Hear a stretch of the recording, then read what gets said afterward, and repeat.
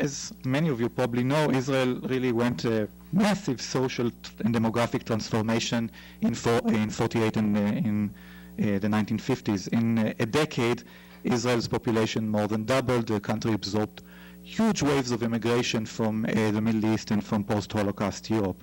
And many people observing this massive transformation said that defined Israel as a society which is in transition, whose identity hasn't crystallized yet. It's a desert generation similar to the Israelites who wandered in the desert for 40 years before they could reach the promised land. And people use this argument, for example, in debates about the Israeli constitution. Israel still doesn't have a constitution almost 60 years after its independence. And the reason it doesn't have a constitution was that when Israel was supposed to enact one in 1948, people said, we don't need a constitution or can't have a constitution because not all the people who are supposed to agree on this constitution are here. Not everybody, not all the Jews are supposed to come have arrived.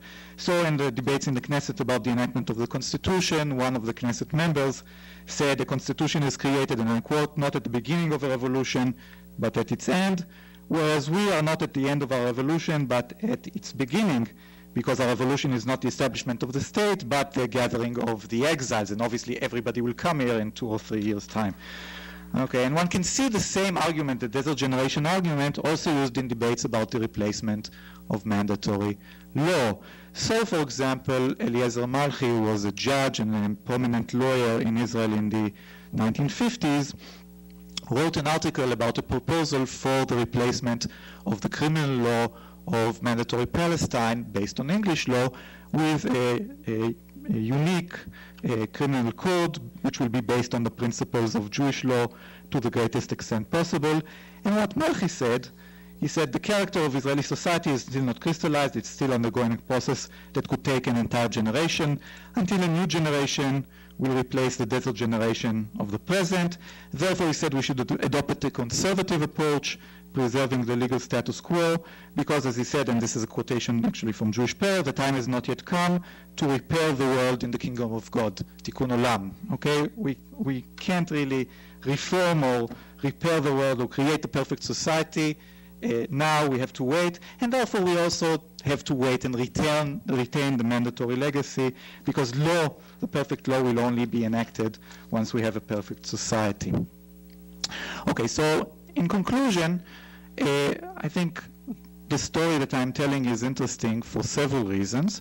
One reason is that it shows that lawyers think about the identity of the legal system, but they are not free to determine it on their own, even if their professional interests demand that they move the system in one way or the other. They have to justify their positions in ways that resonate with wider cultural perceptions. Some Israeli lawyers succeeded in preventing a Jewish legal revolution in Israel after 48 because they made a very smart use of widely held cultural images of law and society that supported the retention of the legal status quo. The second reason I think my story is interesting is that I think it is interesting in a comparative way, because one can think of comparing this story, and I haven't written about it in the paper yet, but maybe if there'll be a final version, I'll write it in a final version. You can think about comparing the Israeli story of 1948 with, say, what's happening today with Islam. Okay, in the Islamic case, at least some Islamic fundamentalists see law as a vehicle to be used in order to reach perfection. So law is, if we enact Sharia, we'll also have the perfect Islamic state. Sharia will lead us to the perfect Islamic state, whether this is Iran or Saudi Arabia or maybe the caliphate that Bin Laden is talking about. But utopian or messianic urges, non-religious in my case, secular, but it's maybe very similar in many senses, can also lead the other way. In the Israeli case, people said we don't have a perfect society, therefore we can't have a perfect law. We'll retain the English status quo until our society changes. So kind of utopian or messianic urges can work both ways. Okay, so I haven't done the comparison yet, but I think it's interesting. The last thing I want to say is that this is kind of an anecdote and related to what's happening in Israel now. In 2006, as I was preparing to depart from New York, I came across a newspaper article from last week actually, which says that apparently, I didn't know about it, but apparently there's some sort of group who attempted to create or has created 9 courts dealing with civil law matters, which according to Jewish law, and they had just had their first conference, these courts are supposed to serve as a convenient alternative to secular Israeli law, which is not based on Jewish law. And apparently even in 2006, this urge to, which we can talk about maybe in the Q&A, whether it's really important to do so, whether Ruti was right yesterday in the normative argument that it's important to link Israeli and Jewish law.